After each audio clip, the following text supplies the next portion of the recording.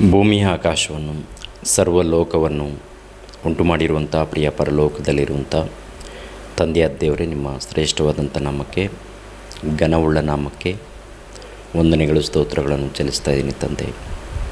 ನಿಮ್ಮ ವಾಕ್ಯವನ್ನು ಧ್ಯಾನಿಸುವಾಗ ಪವಿತ್ರಾತ್ಮರ ಸಹಾಯವನ್ನು ಅನುಗ್ರಹಿಸಿ ಹೇಳುವಂಥ ಪ್ರತಿಯೊಂದು ಮಾತುಗಳನ್ನು, ನಿಮ್ಮ ಮಾತುಗಳನ್ನು ಇದ್ದದ್ದು ಇದ್ದ ಹಾಗೆ ಮಾತನಾಡೋದಕ್ಕೆ ಸಹಾಯ ಮಾಡಿ ತಂದೆಯಾದ ದೇವರೇ.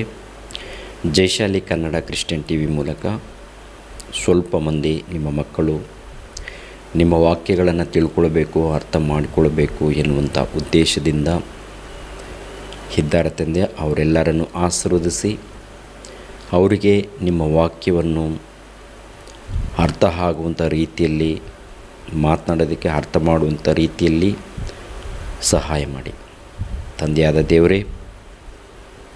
ಮಾತನಾಡುವಂಥ ಪ್ರತಿಯೊಂದು ಮಾತುಗಳು ನಿಮ್ಮ ಮಾತುಗಳು ತಂದೆ. ಜಾಗೃತಿಯಿಂದ ಮಾತನಾಡೋದಕ್ಕೆ ನನಗೆ ಜ್ಞಾನವನ್ನು, ವಿವೇಕವನ್ನು ಅನುಗ್ರಹಿಸಿ ಯೇಸು ಪವಿತ್ರ ನಾಮದಲ್ಲಿ ಬೇಡ್ತಾ ಇದ್ದೀನಪ್ಪ ತಂದೆಯೇ, ಆಮೆನ್. ನಮ್ಮ ರಕ್ಷಕನು, ಒಡೆಯನು, ಪ್ರಪಂಚ ಮೋಕ್ಷ ಪ್ರದಾತನಾಗಿರುವಂಥ ಯೇಸು ಕ್ರಿಸ್ತನ ನಾಮದಲ್ಲಿ ನಿಮ್ಮೆಲ್ಲರಿಗೆ ನನ್ನ ಹೃದಯಪೂರ್ವಕಗಳಿಂದ ವಂದನೆಗಳನ್ನು ಸಮರ್ಪಿಸ್ಕೊಳ್ತಾ ಇದ್ದೀನಿ. ಪ್ರಿಯರಾದ ದೇವ್ರ ಮಕ್ಕಳಿರ, ಈ ಭಾನುವಾರ ಧರ್ಮಶಾಸ್ತ್ರ ಅವಶ್ಯಕತೆ, ಅದರ ಬಿಡುಗಡೆ ಭಾಗ 6 ಮಾತನಾಡ್ತಾ ಇದ್ದೀನಿ. ಆದ್ದರಿಂದ ಪ್ರತಿಯೊಬ್ಬರು ಬೈಬಲನ್ನು ಮುಂದೆ ಇಟ್ಕೊಂಡು ಒಂದು ಬುಕ್ಸನ್ನು, ಒಂದು ನೋಟ್ಸನ್ನು ನೀವು ಮುಂದೆ ಇಟ್ಕೊಂಡು ಹೇಳುವಂಥ ವಚನಗಳು, ಹೇಳುವಂಥ ವಾಕ್ಯಗಳು, ಹೇಳುವಂಥ ಉದ್ದೇಶಗಳು ಪ್ರತಿಯೊಂದು ಕೂಡ ನೀವು ಬರ್ಕೊಳ್ಳಿ. ದೇವರ ವಾಕ್ಯವನ್ನು ಕಲಿತುಕೊಳ್ಳಿ, ದೇವರ ಮನಸ್ಸನ್ನು ಅರ್ಥ ಮಾಡಿಕೊಳ್ಳಿ. ಈ ಲೋಕದಲ್ಲಿ ನೀತಿವಂತರಾಗಿ, ಭಕ್ತರಾಗಿ ಜೀವಿಸಿ ಅನೇಕರಿಗೆ ಸತ್ಯವಾದಂಥ ಸುವಾರ್ತೆಯನ್ನು ಸಾರಿ, ದೇವರ ಪ್ರೀತಿಯನ್ನು ಸಾರಿ, ದೇವರಿರುವಂಥ ಮಹಾಲೋಕಕ್ಕೆ ಹೋಗೋದಕ್ಕೆ ಪ್ರಯತ್ನ ಮಾಡಿ. ವಿಮೋಚನೆ ಕಾಂಡ 20ನೇ ಅಧ್ಯಾಯ 12ನೇ ವಚನದಿಂದ ಏನ್ರಿ, ನಿನ್ನ ತಂದೆ ತಾಯಿಗಳನ್ನು ಸನ್ಮಾನಿಸಬೇಕು, ಸನ್ಮಾನಿಸಿದರೆ ನಿನ್ನ ದೇವರಾದ ಯೆಹೋವನು ನಿನಗೆ ಅನುಗ್ರಹಿಸುವ ದೇಶದಲ್ಲಿ ನೀನು ಬಹುಕಾಲ ಇರುವಿ. ನರಹತ್ಯೆ ಮಾಡಬಾರದು, ವ್ಯಭಿಚಾರ ಮಾಡಬಾರದು, ಕದಿಯಬಾರದು, ಮತ್ತೊಬ್ಬನ ಮೇಲೆ ಸುಳ್ಳು ಸಾಕ್ಷಿ ಹೇಳಬಾರದು, ಮತ್ತೊಬ್ಬನ ಮನೆಯನ್ನು ಆಶಿಸಬಾರದು, ಮತ್ತೊಬ್ಬನ ಹೆಂಡತಿ, ಗಂಡಾಳು, ಹೆಣ್ಣಾಳು, ಎತ್ತು, ಕತ್ತೆ ಮುಂತಾದ ಯಾವುದನ್ನು ಆಶಿಸಬಾರದು ಅಂತ 20ನೇ ಅಧ್ಯಾಯ 1ನೇ ವಚನದಿಂದ 14ನೇ ವಚನದ ತನಕ ವಿಷಯಗಳನ್ನು ತಿಳ್ಕೊಂಡಿದ್ದೆ. ಟೋಟಲ್ 5 ಭಾಗ ಆಗಿದೆ. ಧರ್ಮಶಾಸ್ತ್ರ ಅವಶ್ಯಕತೆ, ಅದರ ಬಿಡುಗಡೆ ಎಷ್ಟು ಭಾಗ ಆಗಿದೆ ಗೊತ್ತಾ? 5 ಭಾಗ ಆಗಿದೆ. ಇವತ್ತು 6ನೇ ಭಾಗ ನಿಮ್ಮೊಟ್ಟಿಗೆ ಹಂಚ್ಕೊಳ್ತಾ ಇದ್ದೀನಿ. 6ನೇ ಭಾಗ. ಯಾಕೆಂದರೆ ದೇವರ ವಾಕ್ಯವನ್ನು ಅರ್ಥ ಮಾಡ್ಕೊಳ್ಬೇಕಾದ್ರೆ ತುಂಬ ತಾಳ್ಮೆ ಇರಬೇಕು, ಭಕ್ತಿ ಇರಬೇಕು, ದೇವರ ಮನಸ್ಸನ್ನು ಅರ್ಥ ಮಾಡಿಕೊಳ್ಳಬೇಕು ಎನ್ನುವಂಥ ನಿಮಗೆ ಮನಸ್ಸಿರಬೇಕು.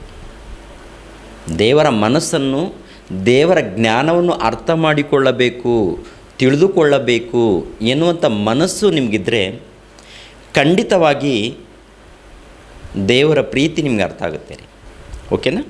15ನೇ ವಚನ 16ನೇ ವಚನದಲ್ಲಿ ಇರುವಂಥ ಉದ್ದೇಶವನ್ನು, ದೇವರ ವಾಕ್ಯದಲ್ಲಿ ಇರುವಂಥ ಉದ್ದೇಶವನ್ನು ನಾವು ತಿಳ್ಕೊಳ್ಳೋಣ. 15ನೇ ವಚನದಲ್ಲಿರುವಂಥದ್ದು ಏನಂದರೆ ಕದಿಯಬಾರದು.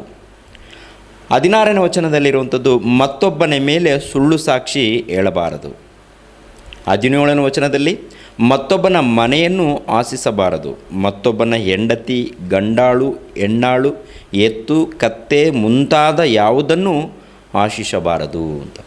ಕದಿಯಬಾರದು ಎನ್ನುವಂಥದ್ದನ್ನು 15ನೇ ವಚನದಲ್ಲಿ ಬರೆಯಲ್ಪಟ್ಟಿದ್ದೆ. ಕದಿಯಬಾರದು ಅಂತ ತಂದೆಯಾದ ದೇವರು ಹೇಳಿರುವಂಥ ಮಾತೇನೆಂದರೆ, ಇನ್ನೊಬ್ಬರ ಸ್ವತ್ತನ್ನು ನೀವು ಕದಿಯಬಾರದು. ನೀವು ಕಷ್ಟಪಡಬೇಕು, ಕಷ್ಟಪಟ್ಟು ಕೆಲಸ ಮಾಡಿಕೊಂಡು ನಿಮ್ಮ ಜೀವನವನ್ನು ನಡೆಸ್ಕೊಳ್ಬೇಕು. ಇದು ನನ್ನ ಇಷ್ಟ. ಇನ್ನೊಬ್ಬರು ಕಷ್ಟಪಟ್ಟು ಸಂಪಾದನೆ ಮಾಡಿರುವಂಥ ವಸ್ತುಗಳನ್ನು, ಇನ್ನೊಬ್ಬರ ಕಷ್ಟವನ್ನು ನೀವು ಕದಿಯಬಾರದು ಅಂತ ಹೇಳಿದ್ದಾನೆ. ಇನ್ನೊಬ್ಬರ ವಸ್ತುವನ್ನು ನೀನು ಕಳು ಮಾಡಿದ್ರೆ ಯಾರಿಗೆ ನಷ್ಟ? ಕಳ್ಕೊಂಡಿರುವಂಥ, ಅಂದರೆ ವಸ್ತುವನ್ನು ಕಳ್ಕೊಂಡಿರುವಂಥ ಆ ವ್ಯಕ್ತಿಗೆ ನಷ್ಟ ಆಗುತ್ತಾ, ಅಥವಾ ಕಳು ಮಾಡಿರುವಂಥ ನಿನಗೆ ನಷ್ಟ ಆಗುತ್ತಾ ಎನ್ನುವಂಥದ್ದನ್ನು ಮೊದಲು ನಮಗೆ ಅರ್ಥ ಆಗಬೇಕು. ಇವತ್ತೆಲ್ಲರೂ ಕೂಡ ಅನೇಕ ಮಂದಿ ಈಗಿನ ಕಾಲದಲ್ಲಿ ಅನೇಕ ಮಂದಿ ಕಳ್ಳತನ ಮಾಡ್ತಾ ಇರ್ತಾರೆ, ಕದಿಯುವಂಥದ್ದು, ಇನ್ನೊಬ್ಬರ ಸೊತ್ತನ್ನು, ಚಿಕ್ಕ ಚಿಕ್ಕ ವಸ್ತುಗಳನ್ನು ಕಳ್ಳತನ ಮಾಡೋರಿದ್ದಾರೆ, ಇಲ್ಲ ಹಣವನ್ನು ಕಳ್ಳತನ ಮಾಡೋರಿದ್ದಾರೆ, ಇಲ್ಲ ಒಡವೆಗಳನ್ನು ಕಳ್ಳತನ ಮಾಡೋರು. ಈ ರೀತಿ ಅನೇಕ ಸ್ಥಳಗಳಲ್ಲಿ ನಡೀತಾ ಇದೆ ಪ್ರಪಂಚ ದೇಶದಲ್ಲಿ. ಈ ಪ್ರಪಂಚ ದೇಶದಲ್ಲಿ ಅನೇಕ ಸ್ಥಳಗಳಲ್ಲಿ ನಡೀತಾ ಇದೆ. ಅದೇ ಪ್ರಕಾರ ಕ್ರಿಸ್ತ ಪೂರ್ವದಲ್ಲಿ ಕೂಡ ಇಸ್ರಾಯೇಲ್ ಜನರ ಮಧ್ಯದಲ್ಲಿ ನಡೀತಾ ಇತ್ತು. ಅದಕ್ಕೆ ತಂದೆಯಾದ ದೇವರು ಹೇಳಿರುವಂಥ ಮಾತೇನೆಂದರೆ, ನೀವು ಕದಿಯಬಾರದು, ಸುಳ್ಳು ಸಾಕ್ಷಿ ಹೇಳಬಾರದು. ನೀವು ಕದ್ದರೆ, ನೀವು ಕಳ್ಳತನ ಮಾಡಿದರೆ ನಷ್ಟ ಯಾರಿಗೆ? ಒಂದು ರೀತಿಯಲ್ಲಿ ನೇರವಾಗಿ ಮನೆಯಲ್ಲಿ ನುಗ್ಗಿ ಕಳ್ಳತನ ಮಾಡುವಂಥವರನ್ನು ನೋಡ್ತಾ ಇರ್ತೀವಿ.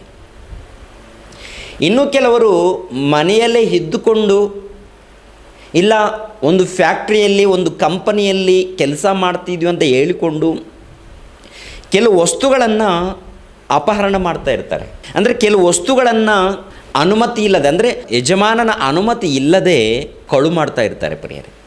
ವಸ್ತುಗಳ ಚಿಕ್ಕ ವಸ್ತು ಆಗಿರ್ಬೋದು, ದೊಡ್ಡ ವಸ್ತು ಆಗಿರ್ಬೋದು, ಇನ್ನು ದೊಡ್ಡ ದೊಡ್ಡ ವಸ್ತುಗಳಾಗಿರ್ಬೋದು, ಇಲ್ಲ ಹಣವನ್ನು ಅಪಹರಿಸುವಂಥದ್ದಾಗಿರ್ಬೋದು.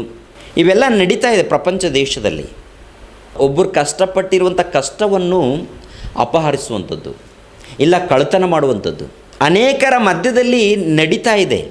ಅನೇಕರ ಮಧ್ಯದಲ್ಲಿ, ಅಧಿಕಾರಿಗಳ ಮಧ್ಯದಲ್ಲಿ ನಡೀತಾ ಇದೆ ಏನ್ರಿ, ದೊಡ್ಡ ದೊಡ್ಡ ನಾಯಕರ ಮಧ್ಯದಲ್ಲಿ ನಡೀತಾ ಇದೆ, ಅನೇಕರ ಮಧ್ಯದಲ್ಲಿ ನಡೀತಾ ಇದೆ ಪ್ರಿಯರೇ.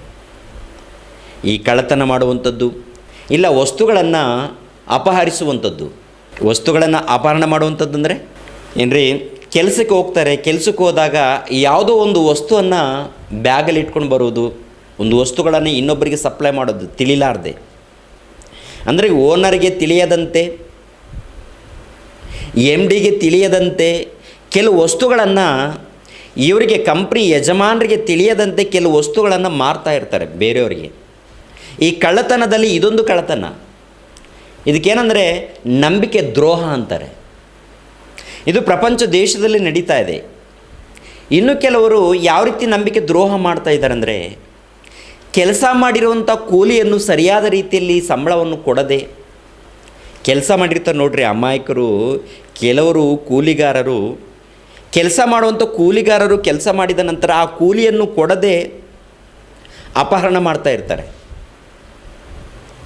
ಅಂದರೆ ಆ ಕೂಲಿಯನ್ನು ಅವರಿಗೆ, ಅವ್ರು ಕಷ್ಟಪಟ್ಟಿರುವಂಥ ಕೂಲಿಯನ್ನು ಅವ್ರಿಗೆ ಕೊಡದೆ ಏನು ಮಾಡ್ತಾರಂದರೆ ಮೋಸ ಮಾಡ್ತಾ ಇರ್ತಾರೆ. ಆ ಮೋಸ ದೊಡ್ಡ ದೊಡ್ಡ ಕಂಪನಿಗಳಲ್ಲಿ, ದೊಡ್ಡ ದೊಡ್ಡ ಫ್ಯಾಕ್ಟ್ರಿಗಳಲ್ಲಿ, ದೊಡ್ಡ ದೊಡ್ಡ ಆಫೀಸ್ಗಳಲ್ಲಿ ನಡೀತಾ ಇರ್ತದೆ. ಮಧ್ಯದಲ್ಲಿ ಏಜೆಂಟ್ಗಳಿರ್ತಾರೆ ನೋಡ್ರಿ ಪ್ರಿಯರೇ. ಏಜೆಂಟರು ಯಾರನ್ನ ಕೊಳ್ಳೆ ಹೊಡಿತಾ ಇದ್ದಾರೆ ಅಂದರೆ, ಅಮಾಯಕರಾದಂಥ ಕೆಲಸಗಾರರ ಒಂದು ಕೆಲಸವನ್ನು, ಇಲ್ಲ ಅವರ ಸ್ವತ್ತನ್ನು, ಅವರ ಸಂಬಳವನ್ನು ಏನು ಮಾಡ್ತಾ ಇದ್ದಾರೆ ಅಂದರೆ ಅಪಹರಣ ಮಾಡ್ತಾ ಇದ್ದಾರೆ. ಅವರು ಕಷ್ಟಪಟ್ಟಿರುವಂಥ ಕೂಲಿಯನ್ನು ಅವ್ರಿಗೆ ದಕ್ಕದಂತೆ ಅಪಹರಣ ಏನ್ರಿ. ಕೆಲವರು ಮಧ್ಯದಲ್ಲಿ ಏಜೆಂಟ್ಗಳಿರ್ತಾರೆ ರೀ. ಏಜೆಂಟ್ಗಳು, ನಾವು ನಿಮಗೆ ಕೆಲಸವನ್ನು ಕೊಡಿಸ್ತೀವಿ, ನಿಮಗೆ ಉದ್ಯೋಗವನ್ನು ಕೊಡಿಸ್ತೀವಿ ಬನ್ನಿ ಅಂತ ಹೇಳಿ ಕೆಲವರು ಏಜೆಂಟ್ಗಳು ಏನು ಮಾಡ್ತಾರೆ ಅಂದರೆ ಅಲ್ಲಲ್ಲಿ ಬೋರ್ಡ್ಗಳು ಹಾಕಿರ್ತಾರೆ. ಚಿಕ್ಕ ಒಂದು ವೈಟ್ ಪೇಪರಲ್ಲಿ ಬರೆದು ಉದ್ಯೋಗ ಅವಕಾಶಗಳು ಅಂತ, ಉದ್ಯೋಗ ಅವಕಾಶಗಳಂತ ಬೋರ್ಡ್ ಹಾಕಿ ಆನಂತರ ಫೋನ್ ನಂಬರ್ ಕೊಡ್ತಾರೆ. ಇವ್ರು ಫೋನ್ ಮಾಡಿ ಹೋಗ್ತಾರೆ ಪ್ರೇರಿ.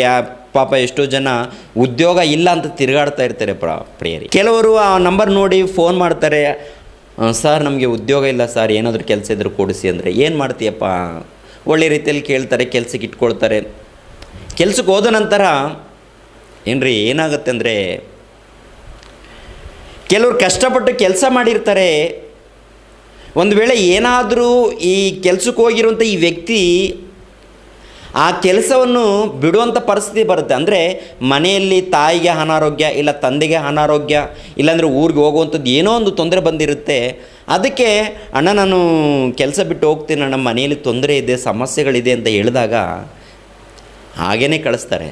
ಅಂದರೆ 20 ದಿನ ಕೆಲಸ ಮಾಡಿದ್ದು ಕೂಲಿಯನ್ನು ಕೊಡೋದಿಲ್ಲ ರೀ. ಒಂದು 15 ದಿನ ಕೆಲಸ ಮಾಡಿರ್ತಾರೆ, ಇಲ್ಲ 20 ದಿನ ಕೆಲಸ ಮಾಡಿರ್ತಾರೆ. ಕೆಲವರು, ಎಲ್ಲರಲ್ಲ, ಕೆಲವರು ಕೆಲಸ ಮಾಡಿದಾಗ ಆ ಕೆಲಸದ ಕೂಲಿಯನ್ನು ಕೊಡದೆ ಹಾಗೆ ವಾಪಸ್ ಕಳಿಸ್ತಾರೆ.